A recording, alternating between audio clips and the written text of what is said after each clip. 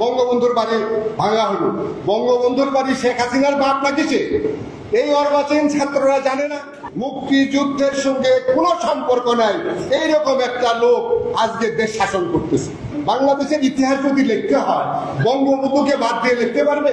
শেখ মুজিব কি শেখ হাসিনার বাবা? সে আমাদের বাবা। শেখ হাসিনা বঙ্গবন্ধুর আত্মজা, আমরা হলাম তার আদর্শের সন্তান।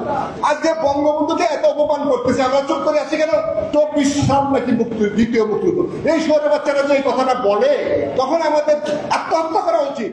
মুক্তিযুদ্ধের সঙ্গে কোনো সম্পর্ক নাই এইরকম একটা লোক আজকে দেশ শাসন করতেছে। বাংলাদেশের ইতিহাস যদি লিখতে হয় বঙ্গবন্ধুকে বাদ দিয়ে লিখতে পারবে? যে শেখ হাসিনার বিচার অবশ্যই হওয়া উচিত। কি জন্য হওয়া উচিত জানেন?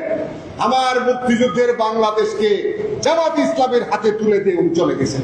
আজকে আরেকটা কথা বলি, আমাদের ফজলুর রহমান যখন বললো যে আপনাকে আসতে হবে মন্টু ভাইয়ের শোকসভা, আমি বক্তৃতা করতে পারি না, বক্তৃতা করতে চাই না, আমি ডাক্তার মানুষ, ডাক্তারি করি।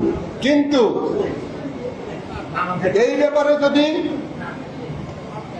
আপনারা যারা আমরা এখানে আছি, মন্টু ভাই তো মরে গিয়ে বেঁচে গেলেন, আমরা তো এখন মুরগির মতো হয়ে আছি। মুরগি ওই যে ট্রাকে ভ্যানে যে মুরগি নিয়ে যায়, আমরা মুক্তিযোদ্ধারা মুরগি হয়ে গেছি।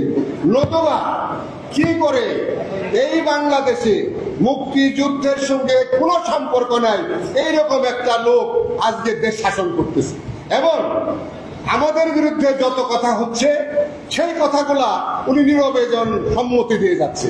এই যে সম্মতি দিয়ে যাচ্ছে, বঙ্গবন্ধুর বাড়ি ভাঙা হলো। বঙ্গবন্ধুর বাড়ি শেখ হাসিনার বাপ নাকিছে এই অর্বাচীন ছাত্ররা জানে না? এই অর্বাচীন ছাত্রদের আমি লিখেছিলাম যে শেখ হাসিনার বিচার অবশ্যই হওয়া উচিত। কি জন্য হওয়া উচিত জানেন? আমার মুক্তিযুদ্ধের বাংলাদেশকে জামাত ইসলামের হাতে তুলে দিয়ে উনি চলে গেছেন। উনি তো চলে যেয়ে বেঁচে গেছেন, আমরা এখন জামাত ইসলামে আমাদের কি করবে আমরা জানি না, আমরা তো মুরগি হয়ে গেছি। আজকে আপনাদের সবাই, আমি আর বেশি কথা বলতে চাই না।